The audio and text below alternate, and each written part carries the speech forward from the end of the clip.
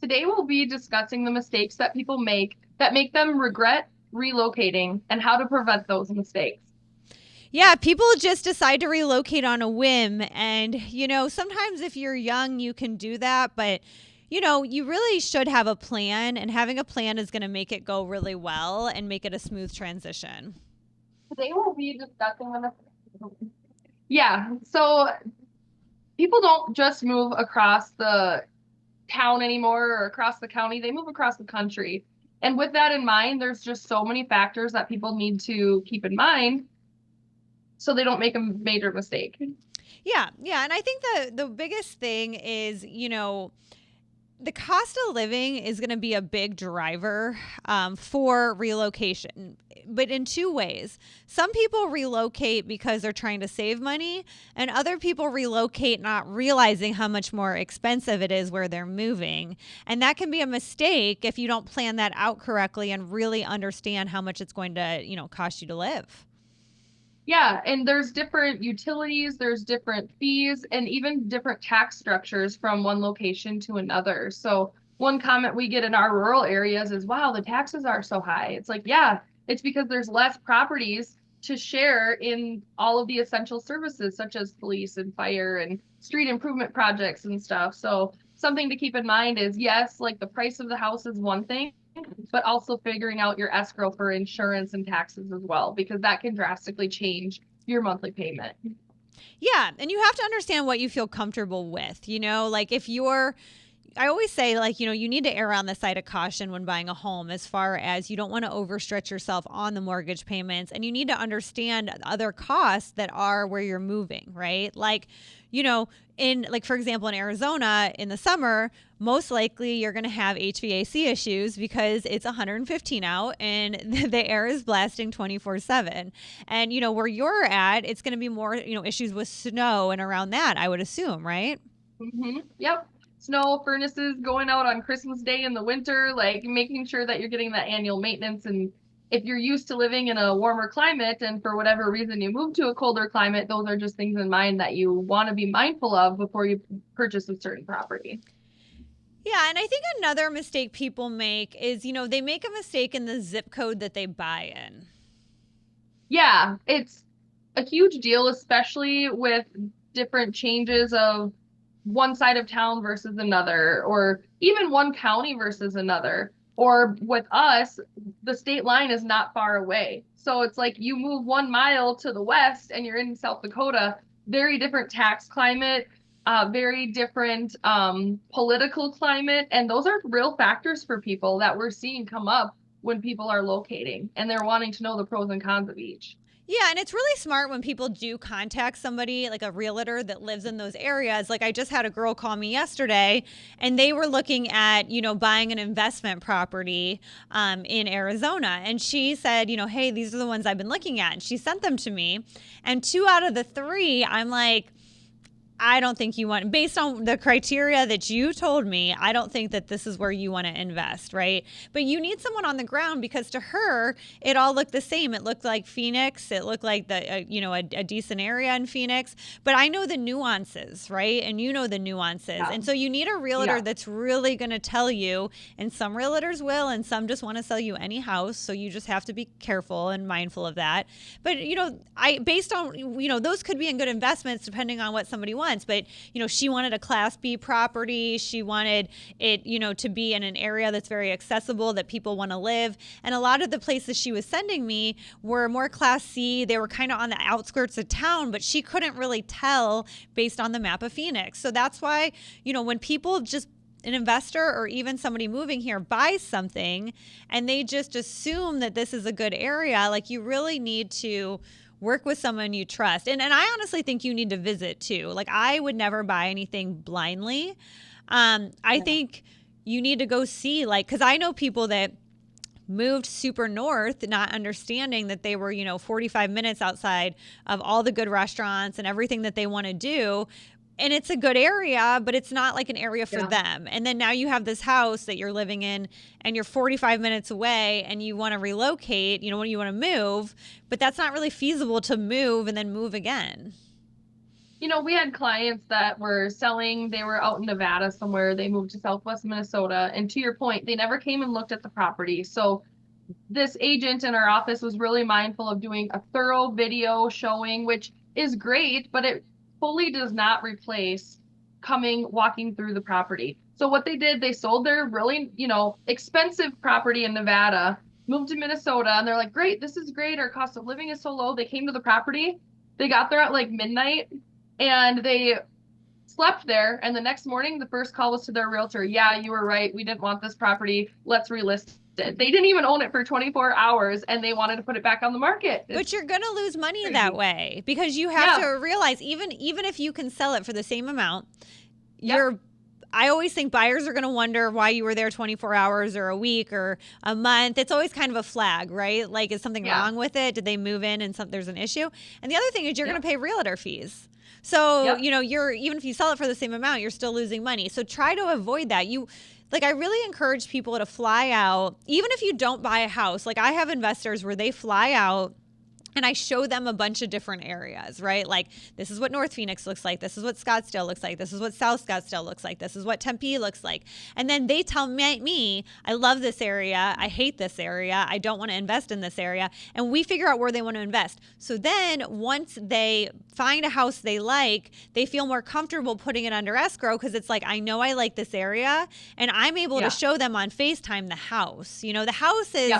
I don't want to say it's very important, but it's also like very easy to see on a screen. What's not easy to see on a screen is the area. So that's how a lot of people do it. And that's how I would do it. If I was going to be investing in another state, I would fly out there. I would have the realtor take me around. I want to see it all. I want to see the good, the bad, the ugly, all the areas that I looked at that I thought I liked and see where I was right and see where I was wrong. And then I would feel comfortable being like, okay, like I'm good. Like I like that area and I like this house, and so it's just, I think that is a big piece. Like if you're going to invest in a house, invest in a plane ticket and a hotel for one or two nights, Yeah. And think about it. Like, yes, it comes at a cost, but if you totally regret your buying decision and you get stuck with the property, what's going to cost you more in the long run? Like, don't be so cheap that you don't want to buy a plane ticket or a hotel, and make a very poor decision because not only would you have realtor fees sunken in the cost, which is valuable to have their insight,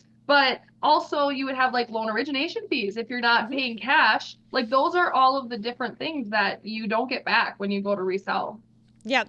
And I think another mistake people make is they don't look at migration trends. So, obviously what migration trends do is they show how the value of an area, right? If there's a net positive migration pattern, that means they're going to need more housing, rents are going to go up, cost of home ownership is going to go up.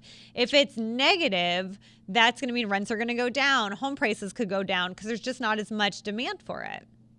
Yeah. So you can look at things like U-Haul, maps where people are moving from and people are moving to. There's lots of different resources online that you can look at. It is something to be mindful of. And maybe you're relocating to move closer to family. Well, then maybe the migration trends aren't as important, but there's still something to be mindful of, especially if you're going to be investing a decent amount of your money into a property. Yeah, and exactly. It's not always the most important thing, but if you are trying to get that equity like long term, then obviously areas with positive migration are going to just have more housing demand. And on the flip side, most people don't move very far. So when you do, it's such a big deal. So don't regret not thinking through all of the factors if you're relocating, especially if you're relocating away from family, because statistics say 60% of young adults live within 10 miles of where they grew up, which is huge, So if you're moving away, you're definitely in the minority when it comes to that. Yeah, 100%. And, you have to also look at your pre-approval, right? Just because you're pre-approved in one area does not mean you're necessarily going to be pre-approved in another area. Yeah. You have to make sure that your lender is licensed. Maybe you've used the same lender for a while, but that lender isn't approved in a different state. Well, then working with your local realtor or somebody that to get a referral to a good lender. Like, don't just go online and fill something out with Rocket Mortgage or, XYZ mortgage company. Like, really get a referral because who you work with really matters. Even on the lending side, like absolutely on the realtor side, but also on the lending side, it makes such a difference on the smoothness of the transaction, especially when you're not there. You're moving from another state or another area. Yeah, and you brought up something I thought was interesting too, is what you check on your home inspection. So say you get a home under contract, and this is where your realtor's expertise comes into play, assuming that they do have expertise in this.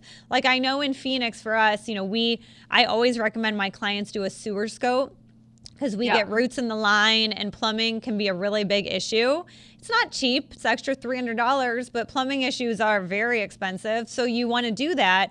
And then we always want to check for termites here too, because a lot of homes here do have termites. It's not a big deal, but it needs treated. So you're either going to have to pay for the treatment, it's about $300 once you move in, or you're going to check and make sure that it doesn't have termites to treat. But that's a whole nother thing, is like, I know that termites aren't that big of a deal, but you might think, oh my God, termites, that's a hell no, Yeah. right? Where Yeah. here, Yeah. the kind we have, they don't like destroy the house to the point you can't live in it, but they're a nuisance and they aren't good to have. And so you do treat them, but they're not like the kind of termites that, your house is going to fall over from. But, but it's good to know. I wouldn't know that. If Yeah. I were to relocate to Arizona and I was like, oh, there's termites, I'd be like, oh shit. Well, Yeah, 'cause like I this is wouldn't bad. know. Yeah, Yeah. this is bad. Well, and I bet in Minnesota there's stuff that I don't know about. Yeah, well, for sure. Septic systems is a big one where you got to get compliance certificates from the county. Otherwise, you're forced to replace. That's a big one. The other one, when you mentioned sewer scopes, they're actually required in certain municipalities, require them before you can even change utilities into a name. Like they require a compliance certificate saying that your sewer line is clear or compliant. Otherwise, they need a plan for replacement. But every town is different. So some towns require it and some towns don't. What's interesting is, before I was a realtor, I used realtors to buy my first 4 properties, and always a different one. But nobody ever told me to get a sewer scope because they're not required here. And now being a realtor, and then, obviously being more informed than I used to be, I have every client get a sewer scope because they're $300 and there could be a sewer issue, and a sewer issue is a really big deal. And those are the things when you use a realtor that I was not mindful enough of. You have realtors that want you to do as least of an inspection as possible because they want you to buy the house. You have other realtors that want you to check every single box because they want you as a repeat customer and they want to make sure that you're happy and you don't have these glaring huge issues. And so you need to find a realtor that cares about that stuff. And honestly, if you are, somewhere and you're like, hey, what test should I get done if I do go under, escrow, have them give you a list. And if they're not listing all the tests, then I would move on because that's not a good realtor. Radon. Do you have radon in your area? No. I know what it is, though. In Ohio, we did. Okay. Colorless, odorless gas. Worth the extra 50 to $100 to add it on to an inspection. And some people want to go on the cheap. It's like, no, don't do that. Spend the $100. Then if it's high. If you have to mitigate it, it's $1,500 to $2,000 depending on the venting out. But that's a thing that then it can become a negotiating point. So it's really important. Yeah. And honestly, if somebody has like an older HVAC system, I always have an HVAC tech come out.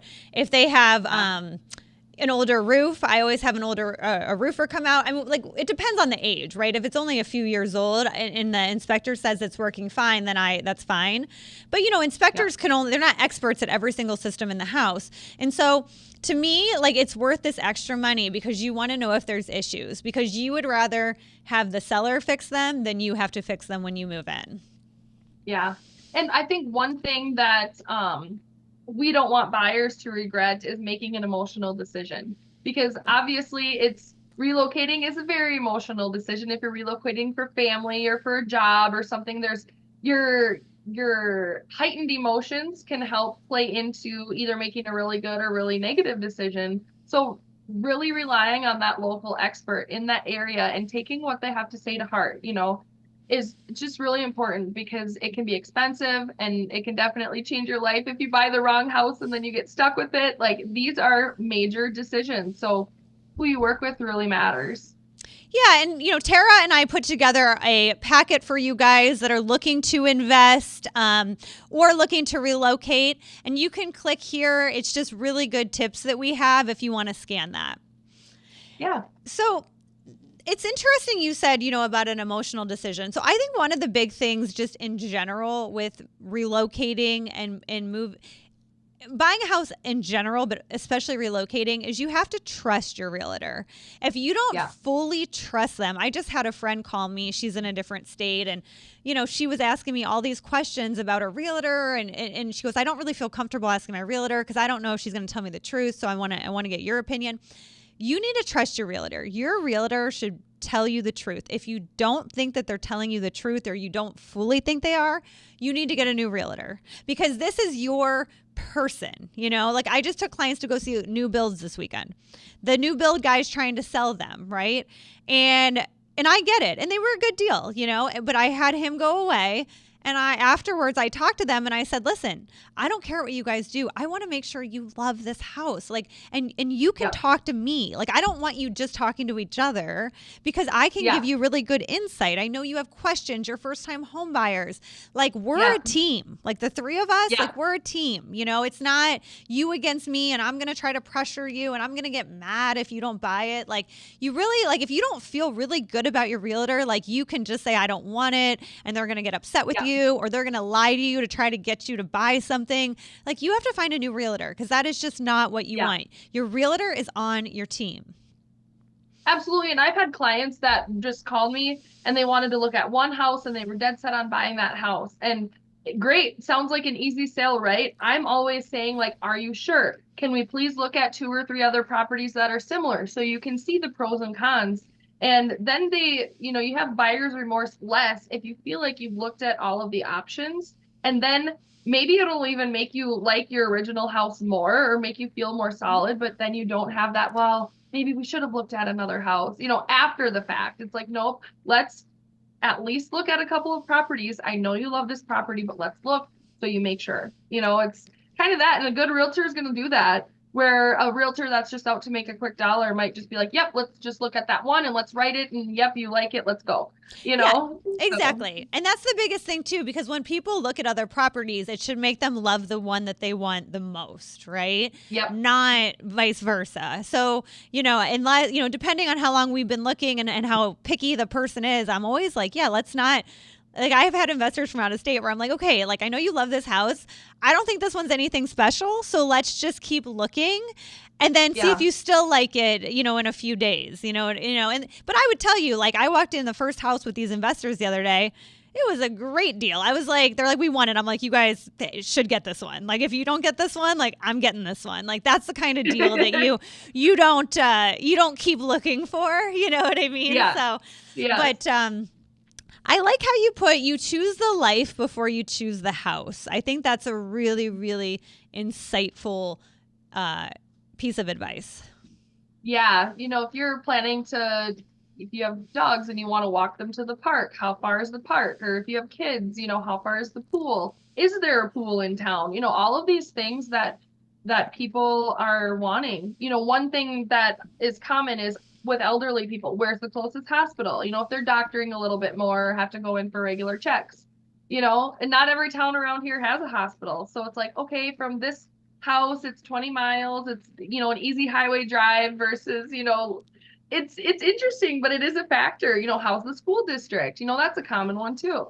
Yeah. And you have to think of those things, people tell me all the time, well, I want a bigger house. I'm like, yeah, but everything you do is going to be 30 to 40 minutes away. For here is a long time, because you have a lot of traffic. Yeah. So do you want to relocate your life? You live in Scottsdale. We're looking in Chandler. Are you going to move everything to Chandler? Because if you're not, you're going to hate living in Chandler because you're going to keep driving to Scottsdale, and then you should get a smaller house here. But if you just had kids and you're like, no, we want a bigger house and a bigger yard, and all our restaurants are going to be down there now. I'm moving my doctors down there now. Then then that makes sense. But, I see people sometimes and they buy in one zip code for the house and they want to live in another zip code for everything that they do.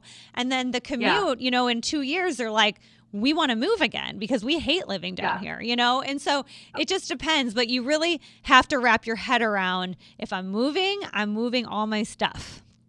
Yeah.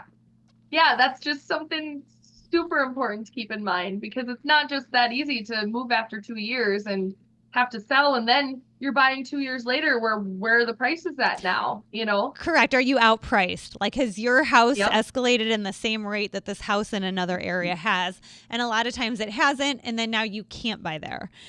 So you just have to really think about, what you want. Very few of my clients that have bought in the area that they wanted regret buying the house. I have clients that bought the house they wanted in the area they didn't really like, and they do regret buying the house and they do want to move. So like, I always try to push people towards the location that they want versus the house that they want. Yeah. And the biggest thing is working with, a local expert. Wherever you're moving, I'm in the Phoenix Scottsdale area. Tara, where are you located exactly? Southwest Minnesota, and then over close to the South Dakota border. There's lots of border towns there too. So Yeah. And so wherever you're, and if you're going to a different area and you have you want a realtor that we recommend in a different area, let us know, because really who you work with is extremely important, and you need the right realtor, and you don't want to just go into that blindly and just hire whoever, because that's how a lot of times people get burned, especially if they're not from the area. yeah, you might Google an agent and it might be the top Google search because that person's paying money to be the top Google search, but they've only sold 5 houses. Is that really the right fit for you? So it really depends. If you have questions on who you should work with, reach out to us.